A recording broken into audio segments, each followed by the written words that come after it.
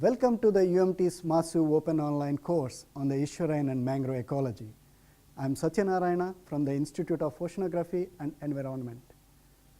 In this video, I will be talking about sustainable conservation and management of the mangrove ecosystems.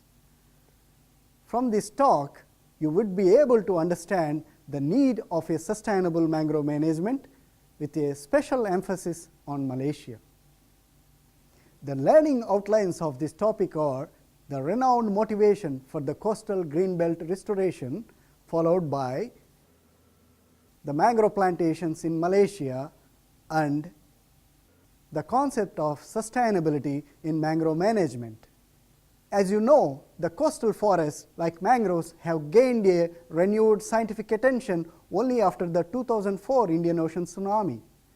In fact, 2004 tsunami has created far-reaching spatial and temporal impacts on both terrestrial and marine habitats in South and Southeast Asia. However, the local tsunami witnesses specified that mangrove forests have protected several lives and properties behind the vegetation.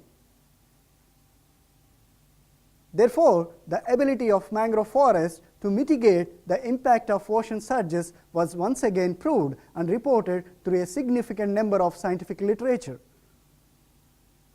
After the Indian Ocean tsunami, both government and non-government organizations have initiated several greenbelt restoration projects along the coastlines in South and Southeast Asia.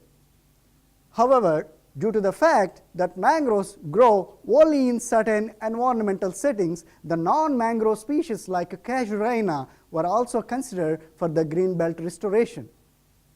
This figure shows the countrywide mangrove and non-mangrove plantations in peninsular Malaysia between 2005 and 2009 conducted by the Forestry Department. The authorities have chosen more than 120 locations to plant Rhizophora and casuarina species. Similarly, the mangrove and non-mangrove plantations were carried out in more than 40 locations in Sabah and Sarawak. In peninsular Malaysia, about 6.1 million Rhizophora propagules were planted between 2005 and 2012. As I informed you before, the west coast of peninsular Malaysia is supporting up to 14% of the Malaysian mangrove cover, whereas the east coast only 2%. So, the limited mangrove cover along the east coast of peninsular Malaysia has been a big concern for the long time. If we check state-of-the-art information on mangrove plantations along the east coast, only Kelantan Delta showed promising results. This was because of the fact that Kelantan Delta has a sheltered environment in contrast to the other locations which are directly exposed to the South China Sea. For the areas facing South China Sea, casuarina plantations on the beach were found ideal. In Kelantan Delta, nearly 192,000 Rhizophora propagules were planted between 2000 and 2009 years. The tree structural measurements revealed 90% of these mangrove plantations were successful. Besides the continued efforts of mangrove conservation and management in the country, the loss of mangrove cover, especially due to physical infrastructure developments, is still causing a fear of extinction in some pockets. For instance, the Penang Inshore Fishermen Welfare Association reports only 2/3 of the existing mangrove cover in contrast to 1960s.